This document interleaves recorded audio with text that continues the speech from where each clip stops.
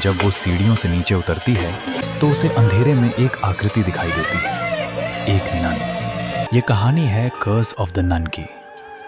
एक छोटे से कस्बे में कुछ युवा लड़कियां अपने कॉलेज के दिनों को एंजॉय कर रही होती हैं।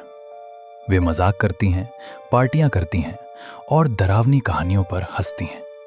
उसी दौरान उन्हें एक पुराने चर्च और वहां दिखाई देने वाली एक रहस्यमयी नन की कहानी पता चलती है। कहा जाता है कि कई साल पहले उस चर्च में एक महिला की संदिग्ध मौत हुई थी। कुछ लोगों का मानना था कि उस पर शैतानी प्रभाव था। एक असफल धार्मिक अनुष्ठान के बाद उसकी मृत्यु हो गई, लेकिन उसकी आत्मा को शांति नहीं मिली। शुरुआत में सब इसे एक अफवाह मानते हैं, लेकिन जल्द ही अजीब घटनाएं शुरू हो जाती हैं। एक रात उनमें से एक लड़की को अकेले घर में अजीब आवाजें सुनाई देती हैं। दरवाजे अपने आप खुलते और बंद होते हैं। दीवारों पर परछाइयां चलती दिखती हैं। वो सोचती है कि शायद ये उसका वहम है, लेकिन जब वो सीढ़ियों से नीचे उतरती है तो उसे अंधेरे में एक आकृति दिखाई देती है, एक नन। सफेद चेहरा, काली गहरी आंखें, बिना किसी भाव के खड़ी हुई। अगले ही पल वो आकृति गायब हो जाती है। धीरे धीरे समूह की बाकी लड़कियां भी अलग अलग डरावने अनुभव करने लगती हैं। किसी को आईने में अपने पीछे वही नन दिखती है, किसी को अपने कमरे में फुसफुसाहट सुनाई देती है, किसी को ऐसा लगता है जैसे कोई अदृश्य शक्ति उसे छू रही हो। अब ये सिर्फ डर नहीं था, ये शिकार बनना था।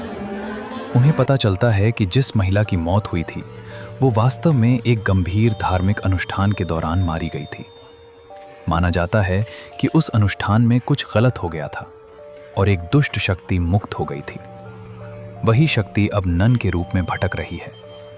एक एक करके वे लड़कियां उस शक्ति का सामना करती हैं। एक लड़की को घर के अंदर अकेले पाकर नन उस पर हमला करती है। कमरे की लाइट्स टिमटिमाने लगती हैं। वो भागने की कोशिश करती है, लेकिन दरवाजा बंद हो जाता है। वो पीछे मुड़ती है। नन उसके बिल्कुल सामने खड़ी होती है। अचानक वो हवा में उड़ जाती है और जमीन पर जोर से गिरती है।